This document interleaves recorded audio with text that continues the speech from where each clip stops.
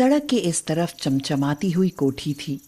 उसमें रहने वाले श्यामचरण बहुत अमीर थे, लेकिन साथ ही साथ बहुत घमंडी भी थे।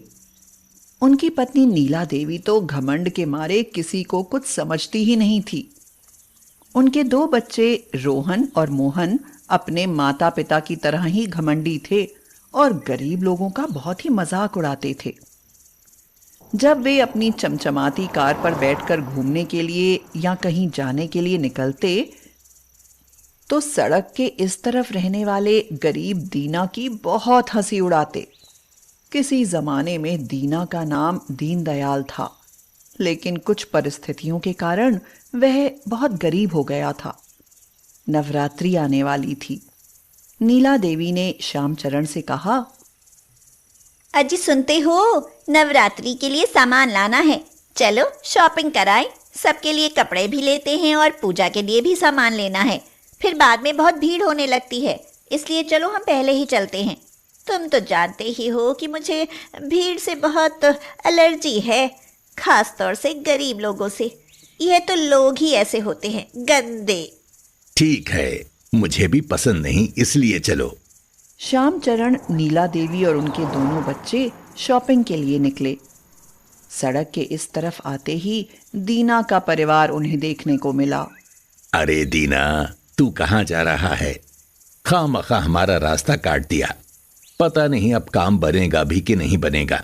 शुभ काम के लिए जाते समय रास्ता मत काटा कर। श्यामचरण की यह बात सुनकर सभी लोग जोर जोर से हंसने लगे। नीला देवी बोली, बहुत अच्छा मजाक कर लेते हो जी, रास्ता तो बिल्लियां काटती हैं, इस बात में बहुत मजा आया। दीना बोला, नवरात्रि आने वाले हैं, इसीलिए थोड़ा सामान ले आएं, हम लोग भी व्रत रखेंगे। यह सुनकर श्यामचरण जोर से हंसा और बोला, सामान? अरे तू तो बिल्कुल फटीचर है। तू भला क्या सामान लाएगा? पहले अपने घर की हालत तो देख। आधा सामान बाहर फैला पड़ा है और आधा झोपड़ी में। ना कोई सलीका है, ना कोई ढंग है। ऐसे में पूजा का सामान लाकर कहां रखेगा बता? और तू व्रत रखकर क्या करेगा? अरे तेरा तो वैसे भी व्रत हो जाएगा जब तुझे कुछ खाने को मिलेगा ही नहीं। यह सुनकर रोहन और मोहन ताली पीट पीट कर हंसने लगे। नीला देवी मुस्कुराने लगी। आज उनका खूब मनोरंजन हो रहा था। बाजार में उन लोगों ने जमकर शॉपिंग की। खूब ढेर ढेर सारा सामान खाने को लिया। श्यामचरण बोला, देख लिया, कुछ कम तो नहीं रह गया? नीला देवी ने कहा, नहीं, व्रत के लिए ढेर सारे फल, सूखा मेवा, मिठाइयाँ, कुट्टू का आटा और सारी चीज़ें ले ली हैं। मेवा मिष्ठान के पैकेट और फलों की डलियाँ गाड़ी में लाकर रख ली हैं। लड़कों के लिए कपड़े भी ले लिए हैं और पूजा के लिए सोने की मूर्ति तो हमारे घर पर ही रखी हुई है। चलो, बहुत देर हो चुकी है, अब वापस चलते हैं। जब वे लोग लौटने को हुए तभी उन्होंने देखा कि पूजा का थोड़ा सा सामान, एक छोटी सी मूर्ति, कुछ फल और चुनरी लेकर दीना और उसकी पत्नी शीला भी दोनों लोग अपने घर लौट रहे थे। सभी लोग कार में बैठ चुके थे। तभी उनकी कार के पास एक आवाज आई, कुछ खाने के लिए दे दो बाबूजी, बड़ी जोर की भूख लगी है। श्यामचरण ने देखा कि खिड़की के पास एक बूढ़ी औरत खड़ी थी। वह बहुत ही कमजोर थी और वह खड़े खड़े डगमगा रही थी। ऐसा लगता था कि यह बस गिरने ही वाली है। बूढ़ी औरत बोली, मुझे कई दिनों से खाना नहीं मिल पाया है, भूख के मारे प्राण निकले जा रहे हैं। मुझे कुछ खाने को हो तो दे दो बाबूजी, तुम्हारा एहसान मानूंगी। नीला देवी ने अपने होठ सिकोड़े और बोली, आ गई मुसीबत, इन लोगों के मारे नाक में दम हो गया है। कभी भी चैन से न कहीं जा सकते हैं न आ सकते हैं। जहां देखो वहां हाथ फैलाए खड़े रहते हैं। शक्ल तो देखो कितनी गंदी है बुढ़िया। चलो जी, यहाँ से जल्दी चलो।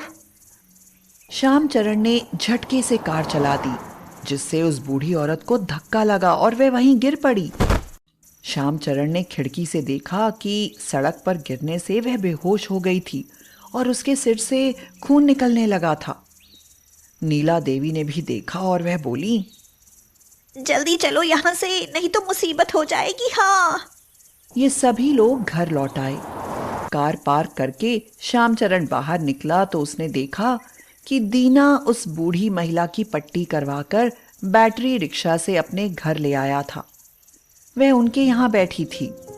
दीना अपने लिए खाने के लिए जो फल लाया था वह उस बूढ़ी महिला को खिला रहा था। यह देखकर श्यामचरण उसकी हंसी उड़ाते हुए बोला, वाह भाई वाह दीना, तुझे तो धर्मशाला खोल लेनी चाहिए। जहां कहीं सड़क पर कोई ऐरा गैरा पड़ा मिला, उठा कर ले आया। अपना नहीं देखता, खुद को खाने का ठिकाना नहीं, रहने को ठौर नहीं, दूसरे को आसरा दे रहा है। दीना बोला, नहीं साहब, ये बेचारी माताजी सड़क पर गिर पड़ी थी। पता नहीं कौन निर्दयी कठोर इनको टक्कर मारकर चला गया। ये बहुत भूखी हैं, ऊपर से इनके चोट लगी हुई थी। अगर मैं नहीं लाता तो ये वहीं मर जाती। श्यामचरण फिर हंसा और बोला, अरे ऐसे जाने कितने कीड़े मकोड़े रोज पैदा होते हैं और रोज मरते हैं, तू किस किस को बचा लेगा। दीना ने कहा, साहब, मेरी आंखों के सामने जो दर्दनाक दृश्य आएगा तो मैं कैसे देख सकूंगा। ये तो इंसान है और मेरी माँ जैसी हैं। तुम गरीबों की यही प्रॉब्लम होती है, बड़े मूर्ख होते हो। अरे तूने तो अपने फल भी खिला दिए, अब तू क्या खाएगा व्रत में। नहीं नहीं, मैं कुछ नहीं खाऊंगा, मैं पानी पीकर व्रत रह जाऊंगा। लेकिन ये माताजी ठीक हो गई, ये सबसे बड़ी खुशी है। अचानक ही श्यामचरण ने देखा कि उस बूढ़ी औरत का तो रूप बदल रहा था। बूढ़ी माता ने देवी दुर्गा का रूप ले लिया। दीना की झोपड़ी की जगह अब वहां एक आलीशान चमचमाता हुआ मकान खड़ा था। यह देखकर श्यामचरण डर गया और देवी की महिमा को जानकर उसने उनके आगे हाथ जोड़े। वह जैसे ही जाने के लिए घूमा कि देवी ने कहा, सुन, दीना तेरी तरह नहीं है। श्यामचरण, तू ढोंग करता है, तेरे मन में इंसानियत जरा सी भी नहीं है।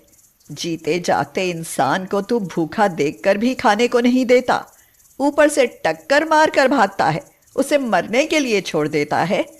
तुझसे ज्यादा अधम और कोई नहीं है। दीना तो तुझसे लाख गुना अच्छा है। वह गरीब अवश्य है, लेकिन वह एक सच्चा इंसान है। ऐसा कहकर देवी गायब हो गई।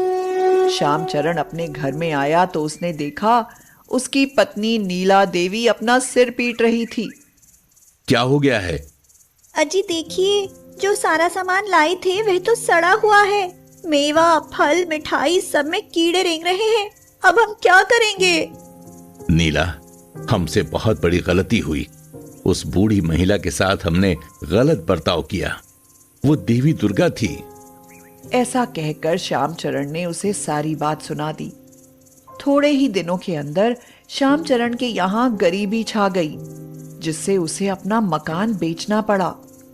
अब वह एक साधारण मकान में रहने लगा और अपने व्यवहार पर पछताने लगा। वह भी अब सुधर गया था। किसी दिन दुखी को देखता था तो उसकी मदद जरूर करता और देवी माँ से अपने अच्छे दिनों की प्रार्थना करता था।